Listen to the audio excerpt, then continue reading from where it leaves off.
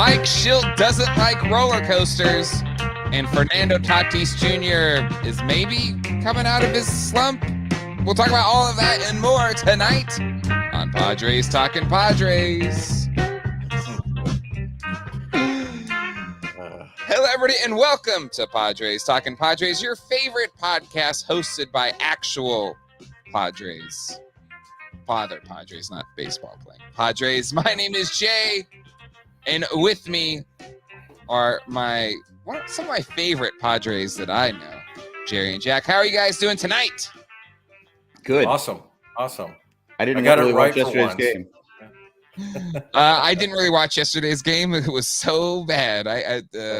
Sometimes I look forward to like the day games because it's not too late here on the East Coast, and that one was one like maybe I'll just play with my children. Yeah, what was it? Life. Tuesday's game just did me in because I stayed up to watch the whole thing. And Tuesday's game was quick. Tuesday's game was the shortest game of the year. It was like 2 hours, I think. Yeah. Is it Tuesdays or no? Monday's game started early. It was still late for me. I was getting tired, but I said, okay, I can do one more inning. And then it got to the. I go, yes. I feel for you guys. I mean, I live in San Diego, so I get to see them at the normal time and everything. But yeah, it can be a tough bird, I'm sure, when you're up at midnight trying to watch the end of a game. I know, and it's hard to fall asleep afterwards. It's fine. Yeah. It's much better with the pitch clock, though. I'll tell you that. Infinitely better. Oh yeah, because improving better. There were times the games went until like 1 o'clock. You're like, going, come on. So at the end, usually at the end of every episode, we kind of predict the next sequence of games, like what do we think the record's going to be. So yeah, Jerry, it was 3-3 is what it ended up being. So who was the closest to being right? No, that's right. It was 3-3. Oh, yeah. That's right. I think you both said 4-2. I said 4-2. No, Jack. I said 5-1 because I started losing my. I couldn't agree with Jared anymore. Yeah. My hair, I think I win because I thought it would be 2-4. So I didn't price this right. I didn't go over. So I win. You went 2-4? I think so. I was the pessimist, I feel like. Yeah. You thought the Yankees were going to sweep them? I thought Yankees. There's a growing trend here, Jay. You are the pessimist every time.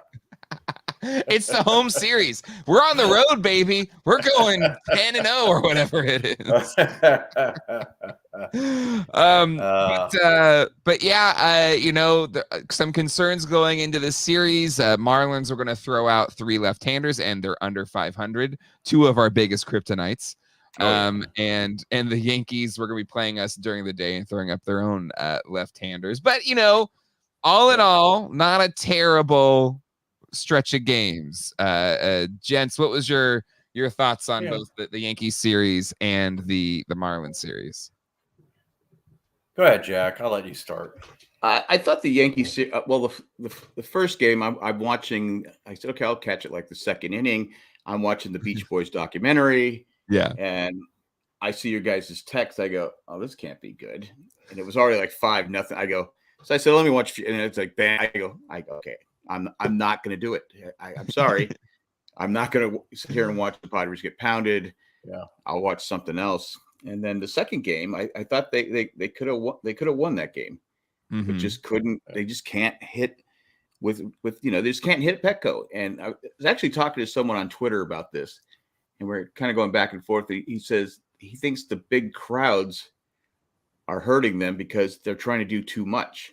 Like they're all. I mean, you look at yesterday when Campy was up with the bases loaded, or was it the day before? Oh yeah, or it was swinging for the fences. I mean, literally, he was swinging out of his socks.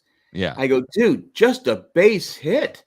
Mm-hmm. You don't have to be the hero, and I think that could, and I think it just gets in their head that they have to be they have to be superstars instead of just doing what they do on the road. Mm-hmm. They steal a base, they move a runner along, they play. They're a different team on the road. Yeah. Record shows it. If they were just playing 500, they'd either be tied with the Dodgers or ahead of the Dodgers. Yeah, right. That's a damn good point. And just to back you up on that, the underlying metrics show that they press at home, like their bat speed, everything, like their whole Petco Park approach, which has done wonders on the road. They're not doing it at home. for whatever reason. If they would just get singles and doubles and steal bases, the crowd loves that. I mean, everybody loves a home run. Everyone loves a home run, but you don't have to get that to make the crowd happy. Losing 9-1 is pissing the crowd off. Yeah, and you look like I think Jerry put in the text, they're lackluster, or they don't look like they showed up today, and it's just like, people are that it costs a lot of money to go to a game. Absolutely, show some effort. And I'm not saying they have to win every game, but it's like, oh my God! I mean, Josh Bell. How many times were we going to throw an outside pitch to him, high and outside? Ty Cobb this weekend. It's the only Josh Gibson, I should say. Yeah, there you go. It's the only pitch he can hit. Josh Bell is high and outside with that crappy swing he has. Yeah, and they kept throwing. It was like, am I watching a replay? I mean, it was Profar running. Profar should have just stood in the position because that's where the ball went every single time he was up. All right, I'm done. No, it's fair. Josh Bell was playing to get traded to somebody, as everybody on the Marlins are, I think, at the moment. But I understand that. Jerry, what was your thoughts on the weekend and the past couple it's just kind of becoming a growing trend with the Padres. The offense just isn't hitting on all cylinders. We know that. It's kind of harder to put into context. I was listening to the radio this morning, and they just have an abysmal record when they don't score first. I mean, it's pretty bad, and they have a great record when they do score first. And I'm not sure that's just not necessarily something that goes with every team. I mean, when you score first, it obviously takes a little bit of the pressure off of the pitcher and all that kind of stuff. I did the exercise with my son the other day. I can't remember if I did it, brought it up on the last podcast, but their record when they score, how many times did they score 2 or less? It's like, I want to say 14 times. And that was before this past weekend, which they got shut out and 1 run. So they're probably up to about 15 times where they scored 2 or less. And I got to tell you, man, you can pretty much go to any ball club that if you score 2 or less, you're going to lose. Mm-hmm. And this has the pitching been perfect? No, the pitching's not perfect. But the problem is that I think that we get fooled by where we stand in the offensive standings, the runs scored standings, because the alternate is true too. Because on the other side, how many times we've scored 7 or more runs is just a little bit less than the times we've only scored 2 or less runs. We're all or nothing. So it's just truly an all or nothing, and that does not breed confidence to me as a fan to know which day which team's gonna show up today, the one that goes 2 or less, or it's gonna 7 or more. Because when you score 7 or more, then obviously you're gonna win a ton of games. But I don't expect that. I think you guys are talking the right way. The manufactured runs has become a big deal for the Padres. You look at this lineup as it exists today, and really, truly, who are your home run hitters? Big-time home run hitters. We don't have any. We don't have. I mean, even Tatis, Machado, Bogarts when he's healthy, we don't have the big guy. We don't have the popper. We had a Soto. We don't have an Alonso. We don't have a Bryce Harper. We don't have those kind of guys. And so. I'm gonna bring up another subject later. I'll wait to bring it up because I want to ask you guys a question. But that just tells you that we need the whole we need the whole lineup. So you mentioned Campusano.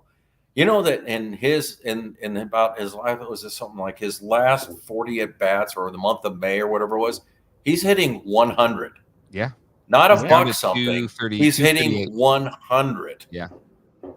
I mean, because he's changed. He's changed his. He used to go the opposite field all the time, and now he's just for some reason he thinks he has to blast a home run every time, and he doesn't. Well, and Jerry, you bring up a good point where there's a lot of 2-run games and a lot of multi-run games, and compared to last year where our offense was the big 4, if they were on, we scored a whole bunch of runs, but if they weren't and there was nothing. We gotta have the opposite problem this year where the non-big three are performing relatively well. Kind of up and down. Profar has been fantastic. Luis Arraez, fantastic. Jackson Merrill has been hitting the ball well. Jake Cronenworth has been hitting the ball well. Well, that's your four. Right. Now you add Solano. Now you add Solano because Solano's been smacking the ball. Yeah, he's been fantastic. But and what does he do? He uses the whole field. He does, but that's your support. Those are your hitters. But to Jerry's point, the Tatis and Machado's never been a big home run here, but like 30-something home, which is still good. But Machado's still clearly recovering from the arm surgery because his swing isn't locked in for power. And Tatis, which is the thumbnail and theme, or at least main title of this episode, is he's not the 40+ home run power Tatis that he was before the surgeries and before the steroid hit. And so is there a world? Is this just Tatis slumping, recovering from the surgery, or does he need some more ringworm cream to get that little extra boost? Like what? He better not do any. I'm still not worried. I'm still not worried about Tatis. Okay. He's hitting the ball hard now and everything. He went through a bad period, but in the last week alone, whether the average shows it or not, I get to watch pretty much every time he bats, and he is not lunging anymore. Yep. He's not swinging wildly. He hit 2 balls. He hit 2 balls yesterday that were just absolutely scorched, but right at somebody. Well, the one he hit where they did the review, he just hit it too hard. Way too exactly. hard. Yeah, I mean, it was just like, if he hits it softer, he's got at least a double. But that's but I guess that is my point. We are a smaller ball team, and there's nothing wrong with that, and as long as you keep the productive outs, you take the extra base, things like that. I know there's a lot of luck in baseball. Sometimes you run through periods where you hit the ball hard in it, but if you look back at the last 6 games. We went 3-3, and I'm going to tell you right now, I felt like we were lucky to get those 2 wins because both of those were like bunt single, topper over the mound, a couple of errors by Anderson, Rizzo. I mean, they handed us those two of those wins. So that's the Sunday part game against the Yankees. But sometimes you need those. We scored in the last 6 games. Not many, and I'm telling you right now, about 7 of them were gifts. Bases loaded, walked to win a game. we had 10 runners left in scoring position in that game. Yeah. I mean, I was like, oh, get a hit. But you know what though? Here's the thing, and I don't disagree. But last year we don't win those games. No, we don't win those games, and whatever that means. I mean, who knows? But I don't know about that, Jay, because those were literally handed to us. But that's what I'm saying. We had games handed to us last year that we didn't win. Well, like we would get we've handed enough games over this season too. We have.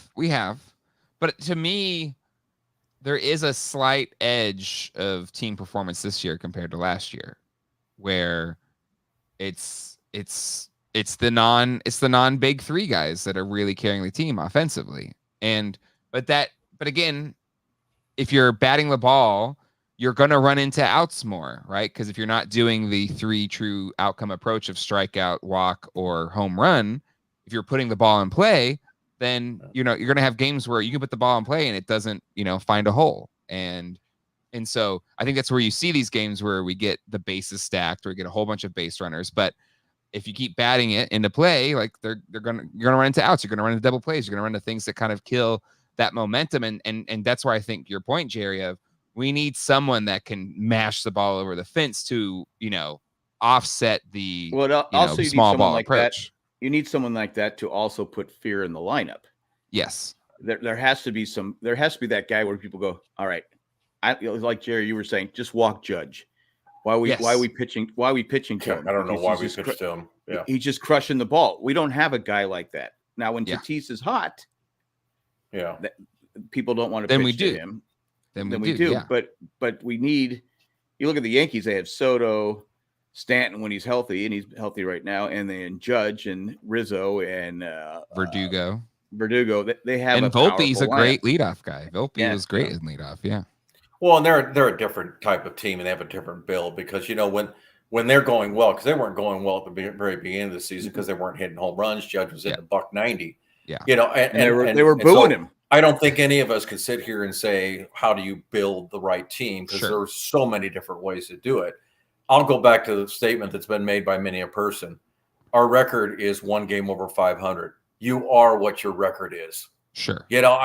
So we can sit here and say, and I'm not totally disagreeing with you, Jay. We can sit here and say, oh, they're a different team this year, but their record is still 500 club. This time last year, we were an under 500 club. So, we were starting our way under. Yeah, we were starting to get. We were like, this is I think about 4 when we games. Hit the streak where we, 4 games under 500 at this point last year, for whatever that's worth. Yeah. Okay.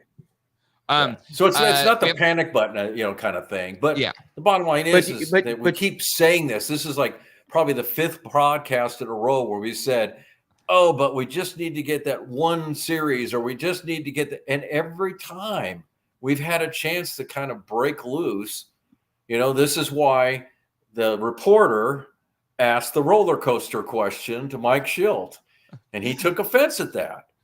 Okay, which I found funny. Let's talk about the roller coaster comment, Jerry. And asking for what should we call the episode tonight? I think my favorite one is one that you suggested, which was Schilt doesn't like roller coasters. He got so offended by the question. That's what got me more than anything. It's like, okay, how do when you it clearly is? It's true. Yeah, it is. And then so the guy called it a rough patch, and he didn't like that either. And his thing was, well, we've won 7 out of our last 9 series. I don't think that's a rough patch or roller coaster. Well, my follow-up question for the reporter would have been, okay, Mike, you got all that, but now you're a 500 club. What do you call it? If you've won 7 out of the last 9, then what do you call it? I call it a roller coaster. See, okay, this is where I actually agree with Mike Schilt. It's not a roller coaster if you're a 500 team because you're just kind of coasting along, just keeping it here. There's no like, whoa. But, and there hasn't been extremes in either direction. We the most I think we've lost in a row is 5 games. The most we've won in a row is 4 games. And it's kind of, we've just been hanging in this mid zone. Now, if you do it by record of the past month, we actually have a pretty good record of the past month. April wasn't as hot, right? So I kind of agree with Schilt here in that getting a rise helped a lot. Exactly, I agree. Like the post-Arise trade, this team has been a better team if you remove that Rockies. The Rockies sweep is the difference maker, right? Because that's a 6-game swing. Just if we won 2 out of those 3. The Phillies, but I mean, they're a good team. You shouldn't have lost. You're talking about swings. That's 0-6. You're right. That's a big. That's a 12. That's a 12-game swing, right? Yeah, absolutely. Yeah. And even if you bring it, we always say, if you double bogey, if you brought it down to bogey, or you bogey brought it down to par. Yeah. If you do that enough, that makes a big difference. Absolutely. I only bring that out, Jay, because this was our first opportunity to sweep somebody. And that's why it was disappointing to me. Mm-hmm. Not that 1 game means any more than a ton of other games. It's just it was your opportunity to have momentum. You could have had a 4-game winning streak going on the road where you seem to play better at home. Boom! You laid the golden egg yesterday. That wasn't golden. It was a brown egg. Yeah. Oh my gosh, it was just so bad. Turd egg. Yeah. Well, we were talking in the chat. De Los Santos is like, you said batting practice, and that's an overused term, but that was a perfect term. Oh, that was a perfect way to describe it. I said, is he even trying? Yeah. He just is like, he's just throwing meatball pitches up there. And I was like going, get him out of there. I've lost all faith in him. I thought he was, the way he started out, I said, okay, this is a good trade we've had. This guy's going to be solid. Those are bullpen arms, though, right? Like they're going to be peaks and valleys on a bullpen arm. He's had a lot of valleys. I'm not disagreeing with you on that either, Jack. But to me, once the game got out of hand, then it's like, well, I'm not going to burn my whole bullpen for. Well, I get that, 6 and 7 behind and all that. But that's why I think that's the only reason. That's why I think that's the only reason he stood as like he was. Yeah, I get it, but that's why I stopped watching. He's not even trying. I'm not going to waste my time. I got things to do. So I went. I do want to plus in this chat. I don't want to forget it. Oz, what do you guys think? They should just accept the fact there might be a small ball team. I personally love for them to be a small ball team. I think they might win more, and they have. They have, for what it's worth, compared to last year, this same time. Well, we were talking earlier about Jerry was talking earlier about building a team. Yeah. First, you build your team for your ballpark, and obviously we haven't because it's been 2 seasons now, maybe longer. We just can't win at home, and you also build your team against your division. Now it's tough because we're the same division as the Dodgers, but you look at the Dodgers, and they West is not that great. They had I think the Diamondbacks just lost Zach Gallen. He came out after 6 pitches. Hopefully it's nothing serious, but again, but I was looking at the Dodgers, their top 4 guys, because I know we shouldn't say, hey, we could catch the Dodgers. I think we could if Tatis and Machado would start pulling their weight. I think we could catch them because I think we'd score more runs. Betts is a career 296 hitter. He's hitting 332 this season, so he's hitting way over his. But in home runs, he only has 8. Last year he had 39 for the season. So he's under that pace, and he only has 31 RBIs. You have Ohtani is hitting 330. He's a lifetime 279 hitter. His power numbers are about the same. And Freeman, he's about the same, but his power numbers are down from last year. And then Smith is 296 right now. He's been coming down a lot of late. He's a 265 career hitter. The rest of their team, I don't know if I would take any of their players. I mean, they are missing Muncy, which hurts. But they should have lost that first game yesterday. They should have lost. I mean, it was they were losing 2-1 in the ninth. Yeah. And runners at first and third, Chris Taylor bunts, and it's up in the air. Does the pitcher dive for it? Get a triple play? No, he tries to scoop it and throw it. It gets under his glove. I mean, I go, what an idiot! I don't even know who you are, but you're an idiot. But anyway, go ahead. I Mets are pretty terrible. I think they're the worst team in the league, from what I heard. Yeah. I mean, I feel bad for that guy. Because I know. I feel really bad for that guy because his son what it does tell you though is liver transplant or something, doesn't he? Yeah, he's severely ill on a list for a transplant, and the media kind of took him out of context. I even heard it when he said it. I'm a horrible teammate, or he kind of it's not as English isn't his first language, and they kind of took it as him saying the worst team. Yeah, that was kind of messed up.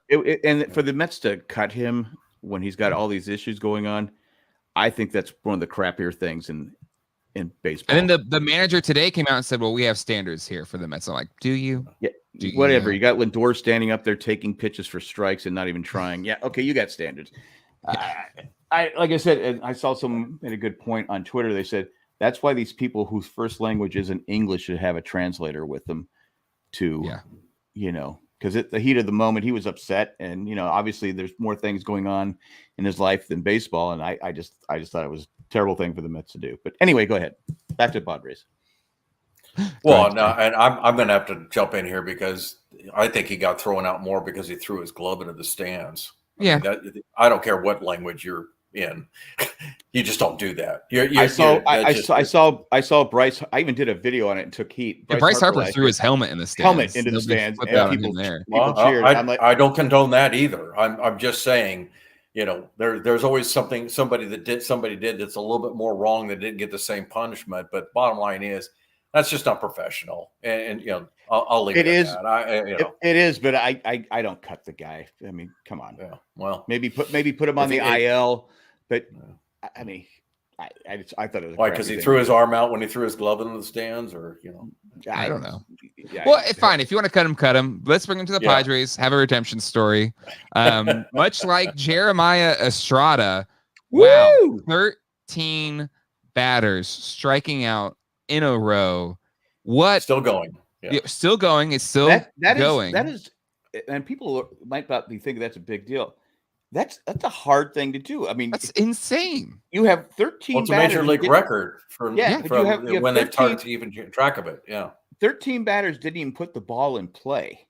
Yeah, I think the most important thing about that, or the most impressive thing about that, was that all 13 were swinging third strikes. One was not. The Aaron Judge struck out looking on one of them. Yeah, even though it was a meat pitch. And I don't know about that. I looked it up. I looked it up. It was one. It was Aaron Judge was looking on one. Okay. Still, bottom line is, impressive stuff. Impressive stuff. And, I don't usually get hung up on strikeouts because I think sometimes that can be overrated. I think the fact that sometimes the old Greg Maddux, it's like, well, that's throwing 3 more pitches that I want to throw. I only want to throw 1, get the guy out. But the bottom line is that I'm more impressed by the fact that his ERA is like 0.5. So having him and Suarez, if we can get to the end of the games, they're a dynamic duo and everything. I would put Morihone in there. He would be my first 7, my last lefty. I would put Peralta and Matsuo would be used before Morihone because I think Morihone is you put Morihone, Estrada, and Suarez. That's a pretty good 1, 2, 3. Yeah. Well, and I think the bullpen should be adjustable as you go along because, it wasn't but about a month ago we were talking about how we needed to put De Los Santos in there because he was humming along and everything. Yeah. So I think that's always to me a very movable, thing. Oh yeah, but right now, I want to know. Oh, is it time for Jerry's question? He had a question. Is it? I do. I thought this was interesting, and I want you guys to answer this question. I'm not answering. To be fair, I'm stealing it from the sports radio show here. Was driving back from someplace, and I thought it was very interesting.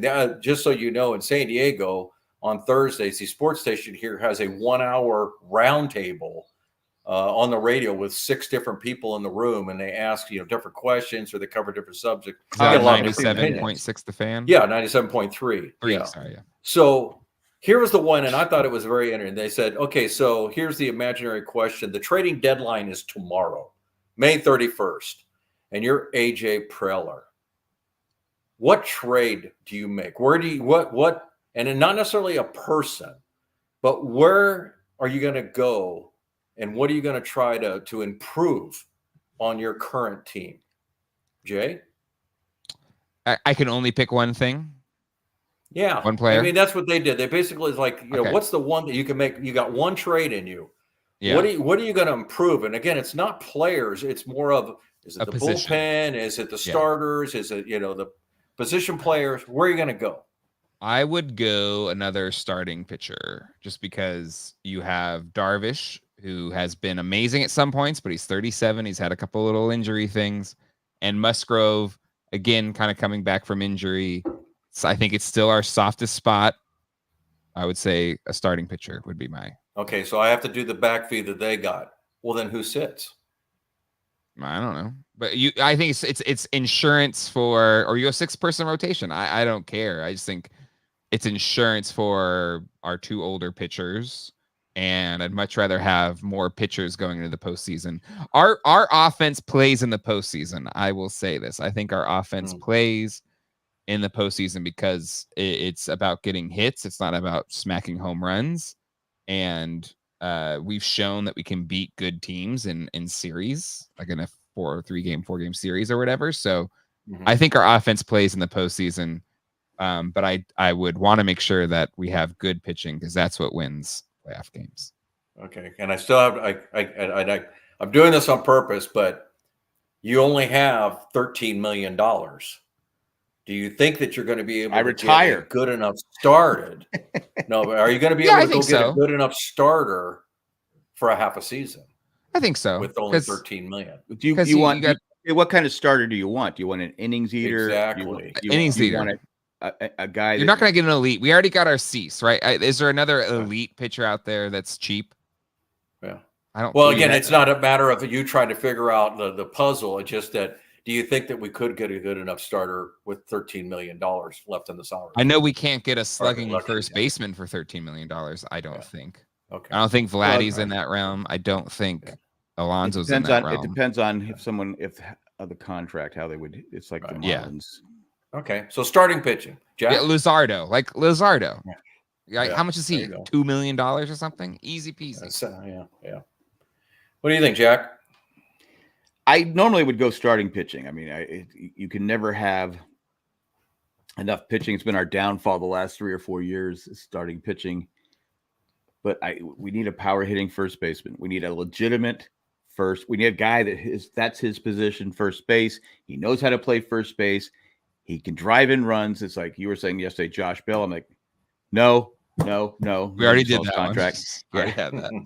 Because I don't like his swing. I think he has the weirdest swing I've ever seen. Yeah, you said it when he was with us, all upper body, just no. I go, yeah, just pitch. I mean, there's different ways to pitch, but I think that's the position that they need again. We only have 13 million, so it's out there for 13 million, and you'd have to give up the farm to get someone like that. Right, it'd have to be like a Soto trade to get a young, because it has to be. I mean, you look at the Cardinals; they have what's his name, Goldschmidt. Yeah, Goldschmidt. I would take him, but he's probably making $30 million a year. Yeah, and again, it's this question's not to try to figure out the salary cap, the luxury tax, or whatever you want to talk. Okay, but so I'll follow your question, your answer with who sits. Well, you'd have to rotate players around. I mean, obviously, Arise, you can't sit him because he's. He goes to second base or DH. What do you do when Machado can't play third? He'd go to DH because you'd have Cronenworth at. Well, I mean, it wouldn't hurt. Need those. I think you can give people days off. That would help. I mean, you look at. I mean, I want to say to Tatis, I said this brought us up a few episodes ago. Don't play winter ball. You look. I'm sick of the moping. I'm sick of the you're looking tired at 25. I think once in a while you need to give. I mean, I know it hurts to take his bat out of the lineup, but I think sometimes mentally, just sit. You have all these guys who can play different positions. Sit some guys. Sit Machado a game. Because it's a long season. Cronenworth plays every single game. Kim plays every single game. Yeah. Give them a day off. I think we've jumped on the Tatis bandwagon too much because I don't think he's the biggest problem we have right now. Is he playing up to his, percepted, like this is his level? No, but he's hitting the ball hard. He's come out of his slump pretty good. I know at one point in about middle of May, he was hitting 300 for the month of May. So I don't perceive his being a problem right now. The only problem I have with him really is his energy. He brings a certain energy to the team, and he's not doing that. Maybe he's trying to be a different player. I don't know, but the fans feed off him, and the team, you can't help but feed off something. And we've all played sports, and when you're playing with someone like that, you can't help but get I'm getting jacked up. I want to play. Well, there's a term in Padres Twitter that's popular. It's called VAR, vibes above replacement. And I think we've got that in spades with Arise and Profar. And once Tatis is feeling himself again, he'll get there. But I don't disagree that if he's mopey, it's bringing him down. But I don't know if it's bringing the team down because you've got. I'm just saying. I got to tell you guys, there's no spark. I got to tell you guys that an article was just written 2 days ago on ESPN about the all Major League Baseball team. Guess who was on the second team in the outfield? Fernando. Merrill. Oh, it's Tatis. Okay. No, Fernando Tatis Jr. was on the second of. So he's top 6 on Major League Baseball according to ESPN. I wouldn't want to trade him again. I've been on him. But I'm off of him now. I honestly do not think that Tatis is the problem. Well, it's my turn. Now. It's my turn. I put my quarter in on Tatis, so I want to. Yes, you did. Okay, but you wanted a first baseman, not a right fielder. Okay, so let's talk about those first baseman salaries. Yeah, we don't need a right fielder. Let's talk about it. Yeah. First base, Vladimir Guerrero. It has 19.9 million guaranteed. So we'd assume with 2 months left in the season, what would that? And that be? was arbitrary. 8 million, 9 million. Yeah. Depending on when you get him. Yeah, depending on when you get him. Yeah. And then Pete Alonso 20.5. So that's pushing it. And then Paul Goldschmidt's 26.5. I don't think that's in play, even if you have that or 2/3. And he's also got years. He's got years remaining. I mean, of those 3 that you brought up, Jay, Alonso's the best bet because this is his last year. You would truly be just renting him for 3 months. And it might not cost as much. That you would have to, it wouldn't have to cost as much. And it has no impact on your future payroll. I've never had a problem with those kind of signings, as long as you're not giving away the farm. Yeah. I think in the Mets case, and they haven't gone there yet, I give their GM credit over the Marlins GM credit, saying, well, we still got time before we have to make those decisions. Yeah. But in the back of his mind, he's thinking the same as the Marlins, like, okay, when do I cut bait and lose? And the bottom line is they're leaking money. Even with Cohen's deep pockets, I'm sure that he would be more than happy to just basically say, yeah, let him go for $10 million because we're not signing him anyway, and I'm going to save myself money. I think you just got to wait for another month maybe before Alonso just becomes an easy call for even the diehard Mets fan that says, yeah, might as well. I mean, we're not going to. Can you imagine him in the lineup? And again, like you said, who sits? That's a luxury. Yeah. But it is a question you have to ask with any move that you have, because I've gone through the lineup myself until recently, because I'm going to bring up mine. I like to answer my own question too. Until recently, can I ask it for you? I would ask that to my son Aaron. I'm just like, but who do you set? And at that time, there was no one obvious one where you go, okay, that person's killing us. Mine is I've changed my tune. Profar a day off. Marrero always gets a day off. But go ahead. Let me ask the question. Mine now. Wait, no, mine. Jerry. He wants to ask the question. Jerry, what move would you make? One move. I would go get a veteran catcher. I would cut Higgy and let Campusano play as the backup. Wow. Wow. I mean, you got a catcher who's hitting 100. You got a catcher who, in my opinion, is not very good defensively at all. Higgy is, I'm sorry, it's an embarrassment to have him play in a game. Even for the knuckleballer, he doesn't catch the ball very well, and he's not a defensive ace. No. I don't know how this would work. To me, you either go get kind of like they did last year, an offensive catcher with like a Gary Sanchez, and I'm not saying Gary Sanchez, but somebody like that's a true veteran. How's Gary been playing this year? And play some better defense. Or you literally go and you get an Austin Hedges, who's a fantastic defensive player. No. I'm telling you.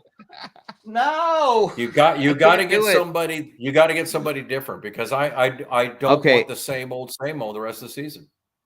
We can go with Austin Hedges if we can use a DH in his spot for hitting.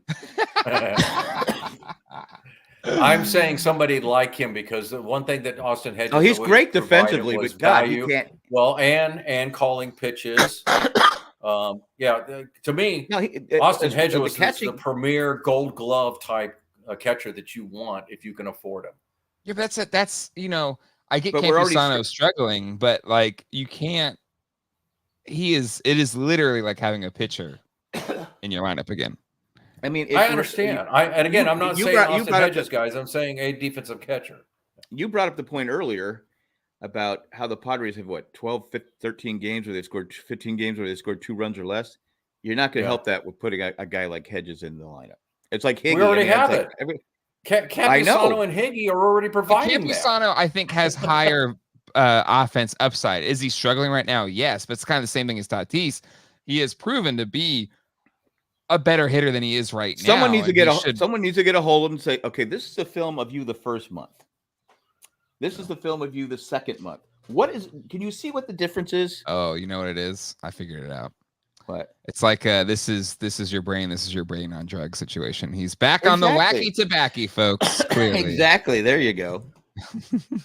But anyway, but that's my call. To me, I think we have enough components. One of the guys I thought was interesting, and I don't necessarily disagree or agree, but his thing was, well, I don't think it'd be very popular, but Hassan Kim should just be a late inning replacement, and you go get yourself, and not another shortstop, but you go get yourself another bat, and you can bring in one of your guys to play shortstop, and that actually makes sense only because I can go get any position now. I literally can go any position and just shift a guy over to shortstop. So. Yeah, because we got plenty of shortstops. Exactly. So even though Bogarts isn't coming back for like 3 months, but still we have plenty of shortstops. But yeah, it's the power sounds great. The starting pitching, I don't think there's a wrong answer here. I just think that I think it just proves that everybody that when I listened to all those 6 people and all the ideals I had, I couldn't say they were wrong, but I also could say you are wrong. Like we already have that kind of thing, and devil's in the details. Who would the player be? I think Alonso, to me, has always stuck out as being the one guy that you sit there and say, okay, I'm actually talking about a guy, and that's the guy. That's the guy that could help us because looking at the stats, it's kind of small on my screen, but he's got 12 home runs. And the reason he doesn't have very many RBIs, although 26 isn't bad, is because the Mets stink. Yeah, so you imagine putting him behind, putting him in the 3rd slot right now behind Tatis and Arise. So you have him hitting, and I think he's the kind of guy that would wake up a little bit too if he got on a contending team. And you have him hitting behind Tatis. What's Tatis going to get? More fastballs because because you're not going to want. I mean, he changes the entire lineup. He is kind of a head case though. So he is a head case, but you know what? He's not a bad guy. So he just, sure he threw he threw some kid's first base hit into the stands. Even though they were asking for it. But you know what? He did that, Jack, but he didn't throw his glove in the stands. So he's no. That's okay. Just had some kid's face go, that's my first hit. I think it was the guy for the Cardinals. He's a jock. He's a meathead. So he's like kind of a he goes, I didn't know. They show the dugout. Give us the ball. Give us the ball. And he chucks it into the stands. He kind of reminds me of like Gronkowski, where it's like, you're a nice enough kid, but there's not much going on upstairs. Yeah. And maybe you can sign him in the off season. Who knows? I doubt that. I think that's so negative. Well, no, I say that because anybody that's in a walkout year, you're not going to be able to sign him. Yeah, I mean, you're not going to have the rights to him. You're not going to have that time, which goes back to the previous things I talked about with Dylan Cease and with Arise. I'm hoping they're talking to him now. Yeah, I really do. I hope they're talking to both of those guys now because I think they're the right fit. Yeah. Well, I think the handwriting's on the wall for Kim. I don't see them re-signing him. No, I don't think. I thought the right time to do it was before this year. I thought, in fact, I had kind of predicted. I didn't say it out loud, but I had kind of predicted that they were going to, if they were going to do it, they were going to announce an extension right before they went to Seoul. I thought, okay, if there was a perfect time to do it, absolutely, this is when they're going to do it. Hey, we decided to extend your favorite player. Yeah. And he's not having a good year this year. I mean, especially defensively. He's had a terrible year defensively for him. But I think the problem is, what are you going to pay him? Was he making $7-8 million this year? Now, if he would resign for if he would sign for the same amount, but he's probably going to want $15, $16, $17 million a year. And he's just look at his friend got $120 million. And he may never play again. So, but. Which brings the interesting question that, I know we're a long ways from it, but I've said before, what will this next off season be like? And I'm not trying to get ahead of the game here, but it's worth conjecture of once you escape the luxury tax problem, is this going to be the Seidler spending team that it was? Or are we going to just show signs of going kind of back to the quasi-normal spending? Because it's a big question to ask. Because again, I think I know the answer. I'm 99% sure that if Seidler were still with us, I'd have no doubt that we'd be back to spending next year. But with him gone and the son running the team and all that kind of stuff, I don't know. And I think that's a how badly does the son want to win a World Series? I mean, Seidler. Well, his son's like 10 years old, so I don't know if he's going to. But his brother, I think his brother is looking to. My brother. I'm sorry, I said his son. Okay. Well, but maybe the son will spend the money. I don't know.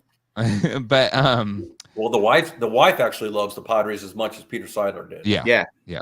So she's actually got the purse strings. Yeah.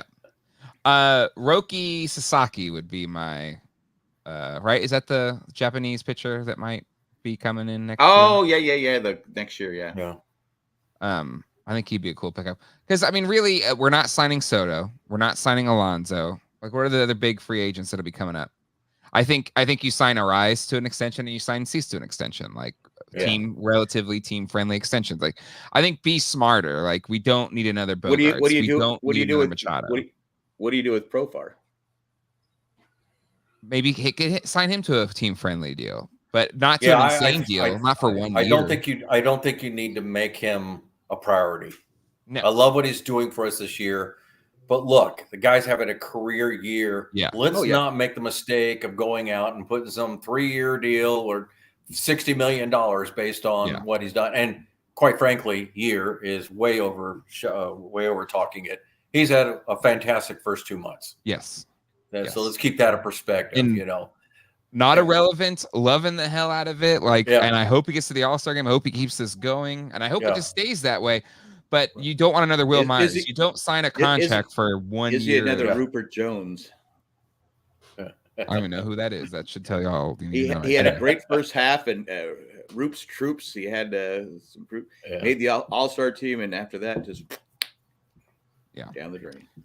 All right. Arise. Again, continuing to absolutely crush it. Won NL Player of the Week the other day. Well deserved. Had a really cool thing with Tony Gwynn Jr. Went out to the Tony Gwynn Terrace at Gallagher Square, and Arise told him the team offered him to have the number 91, which is the opposite of Tony Gwynn. Now, I probably the biggest Tony Gwynn fan out of this trio of people. I'm like, you guys are older. Like, I grew up with, he was like our childhood hero. But which is different for you oldies because you're not really a fan of them. I hate that statement so much I froze. But what's your thoughts on? There's some people that are pissed about the comparisons. And like it's Tony Gwynn is sacred. Don't compare him to Tony Gwynn. And then there's other people saying, well, he's the closest thing we have to. I'm not saying he is just as good as Tony Gwynn. I'm just saying he's the closest thing to why are people getting Tony Gwynn. I don't know why people would get. Yeah, the bottom line is after 2,500 at bats at bats, their stats are almost exactly the same. So here's where I always and he plays for the Padres. Yes. Here's what I always land on this, because I remember going through this with guys like Ken Griffey Jr., Chipper Jones, all these guys, Alex Rodriguez, these guys who get off to phenomenal starts, and everybody's already the Hall of Fame. He's on pace to break Barry Bonds' record, whatever it might be. And I'm like, you cannot take 2,500 career bats and say that's Tony Gwynn. He's got to do that another 10,000 at bats or whatever it is to get there. So to me, to compare him to Tony Gwynn at this same stage is a very fair comparison, and I think you got to be an idiot to disagree with that. Yeah, just bring out the stats and say stolen bases. That's it, 81-3. Everything else is literally within 10 hits, 10 home runs, whatever, right? Yeah. But to sit there and say, oh, he is just like Tony Gwynn career-wise, no. Let's see how it plays out. Yes. Long ways to go. Long ways. But that's how I feel about it. I find it fascinating. You're like, you can't compare. You can't even compare. Don't even. I just like. It's weird. It's a weird thing. If he was playing for the Dodgers, I'd be like, oh, shut up. I don't want to listen to it. Yeah. But he's playing for the Padres. I mean, what am I going to not root for him because he might get Tony Gwynn's hit the same as Tony Gwynn? Yeah, it's so stupid. I love Tony Gwynn. The other thing is, Tony Gwynn is the best Padre of all time. But come on. Yeah, the other thing is one thing that I know we joke around a lot, but I don't joke. When Tony Gwynn first started, he was not known for his glove, and he worked himself into Golden Gloves. Yeah. Ariz I think he's an average second baseman. I don't think he's bad. I just think he's average, right? Mm-hmm. But who's to say that he won't start working on his defense and become a Gold Glover? Because nobody thought Tony Gwynn was going to ever be a Gold Glover. I mean, there was no mistake about it. but he worked actually hard when at Tony it. Gwynn came up. No one thought he was going to be Tony Gwynn. I mean, he was exactly. He was solid. I mean, he was solid. He always had great stats in, like, I think it was Hawaii they were in. When he first came up, though, he broke his wrist twice.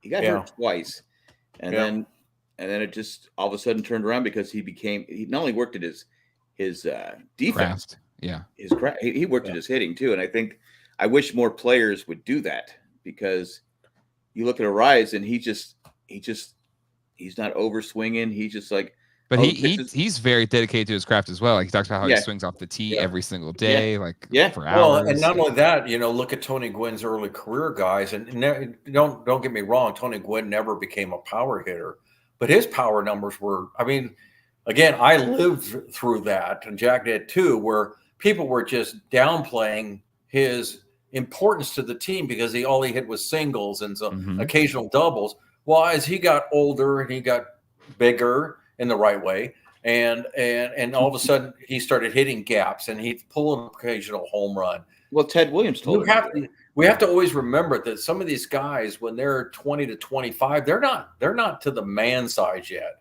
You get to the 20. Bob Scanlon talked about this a lot, and I don't know if it was directly to Ariz, but it's talking about, like, I think it was talking about Merrill, and it's like, you have to realize these guys are still 20, 21 years old. We think back what we were like, or how big we were at 20, 21 years old. You still got a lot of growing to do, body-wise, weight-wise, muscle-wise. And that's why they always say 29 is the peak year. Yeah. 29 that's what I said with Merrill earlier in the season. I said, these long fly balls he's hitting the center or right field that are, falling, going to the warning track, when he puts on some more weight and muscle, they're going to go over the fence. I mean, I'm not saying he's going to be a 40 home run guy, but I think he could easily be a 25 to 30 home run guy because he has a great swing. Also, he goes, I love the fact that he just goes with the whole field. But again, that's what's going to take, but I don't get upset with people comparing Tony Gwynn. I mean, I'll rise to Tony Gwynn. I do like that. Who were they asking? It was Gwynn was talking, and they were talking about, the advice you take from your this or that and this and that. And I know that Tony Gwynn Jr. didn't like when his dad would talk to him about hitting. He said that one time. I'm like, okay, you got the best hitter in baseball, and you don't want to listen to him. But it's still your dad. I get it. But Tony Gwynn Jr. was great defensively, but he just wasn't a good hitter. Yeah. Well, I'll put a point to this, hopefully an end to this. Tony Gwynn Jr. advocated for Arise to be compared to his dad. Yeah. He actually said, "I get it. I can see it, and I understand." Well, I get it. I can understand it. Yeah. No, I agree. To me, but people are like, well, Tony Gwynn Jr. played for the Dodgers. Who's he to say? I was like, it's his son. Jesus. Yeah. What do you need? All right. Let's look ahead to the games coming up. We've got a 3-game series with the Kansas City Royals. One game is tomorrow. It's not here in June's calendar. And then we got a 3-game series right after that against the Angels. And we'll probably be talking during maybe we'll finish up right before the Diamondbacks game next week. But what do we think with this sequence? Kansas City's playing well. Angels are playing Angels baseball. So what do we think? Kansas City wasn't playing well, and then they got a little bit of a boost. But overall record, they're playing well. I actually went and looked at their team. And they got 4 guys. So they kind of remind me of Padres last year. I'll take Bobby. If you don't Witt let Jr. Bobby Witt Jr., if you don't let Perez, and then they got one other guy, I'm sorry, it's kind of Garcia, I think it is. Yeah, I think so. So they got 3 guys that are really kind of carrying the team. Seth and Lugo. Don't get me wrong, Bobby Witt Jr. is a phenomenal player. Oh, amazing. But having said that, we don't have to face Lugo because he's pitching today. We got Waka though. Waka's the first one. Yeah, but he's not been pitching like he did last year. No, he's not. He's been. And look, the Angels is just like the Marlins. It's a team we should thump. We should. They don't have Trout. They don't have Matani anymore. I'll be honest with you. If we don't go 4-2, I'll be really disappointed. I really will. I'll be really disappointed. All right, no, everyone, take note. Take note. Oz, take note. Hey, is Bobby Witt Jr. is his dad Bobby Witt, the pitcher? Yes. Okay. All right. That's what I thought. Yeah. Does that change for the your Angels. final? Does that change your final prediction, Jack? For I think he was on my Candler's team before. So anyway. All right. So Jerry says 4-2. Jack, where are you on this? I was going to go, but Jerry says 4-2 every single week, so it's not fair that he goes first and gets to say 4-2 every week. Then it looks like I will note that next week you can pick first. Just copying Jerry. Oh, good. Jack just picked what I said again. Oh, okay, all right. Yeah, I won't go 4-2 next week because there's 7 games next week. Okay, good. That's cool. I did want to say something. Padre Twitter was couldn't figure out why the Padres were promoting the Angels games in Anaheim. I said, yeah, they get a cut. Yes, every road team gets a cut of what the attendance is. So obviously the Padres want more people to go up there because they make money off the and people look. I didn't get a response because people are going, "What?" I've actually thought about going to one of the games. Yeah, I'm thinking about going too, but I can't. Me too. Let's all go. Yeah. I'm gonna go because Jerry. I know Oz is gonna go 6-0. Oh, I know Oz says 5-1. Why did you have to say that? Now I say 5-1. Looks like I'm copying Oz. Jeez. I'd rather copy Oz than Jerry because I don't have to listen to Oz 7 days a week. Say you copied me. I'm gonna go 5-1. 5-1. But I'm like Jerry. I'm gonna be disappointed if they don't go 4-2. All right, I'm gonna go. Let me guess. Swami says 3-3. 1-5. I'm going 3-3, baby. $1, Bob. 3-3. $1, Bob. I don't know. We're gonna Padre it up. I feel like after this sequence of games, then it's our time. Maybe. I don't know. We'll see. So I say 3-3. Well, the thing is in reality, I've actually been looking forward to this part of the calendar because it's clearly been a rough road up to this point. Marlins excluded, even though we went 2-1 against them. We still have to kind of look at that because that was one of Schilt's points. Hey, 6-4 every 10 games. That's a 96 win season. So I agree with them. We can't get too high, too low, things like that. But when you look at the upcoming series, you got the Diamondbacks, or the Angels. You got the Diamondbacks. A's. Sorry, you already took it off. The A's. Yep. And Mets. And then and the Mets. And then you get to the Phillies again, who aren't nearly as hot as they were before.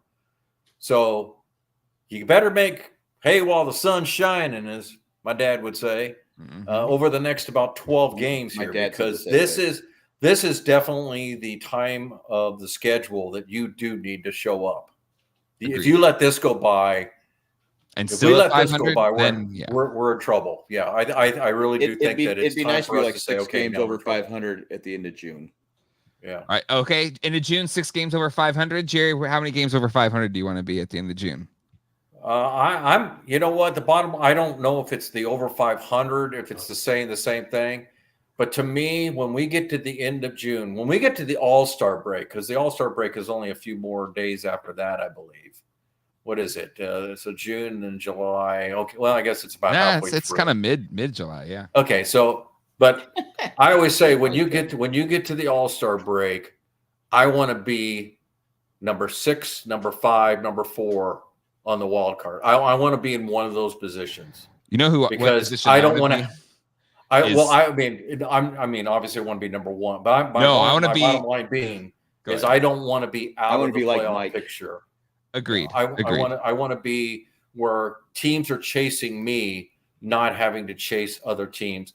Because even after the All-Star game, you're already thinking, your mindset is, oh, we got to not only play well, but we have to have other teams not play well. Yeah, right. And to me, that's the psychological drama that can go in your head when you're 5 games out of the playoff chase and you got 3 teams in front of you. You're going, okay, all 3. We have to pass all 3 of these guys. Yeah, that's too much. Yeah. Yeah. No, I don't disagree. And we'll have to see how it plays out. But I will say, if out of the 3 seeds, I want that 6th seed so I can play against the NL Central team, not the Braves or whatever NL East team or the NL Braves West. Are hurt. No, they lost Acuna Jr. for the whole year. That's true. That sucks. That sucks. That was a terrible. I mean, just if you're a baseball fan, you never want to win because another team lost all their key players. Especially how he just was. Oh, it's awful. That's a freak thing. Terrible. Yeah. And they've already lost Strider, and and look, I'm not a hater. I'm not saying the Braves are a team I like or all like that, but I'm not a hater. I just know how much it would suck, and we already do when we lost Tatis for a whole year. Yeah.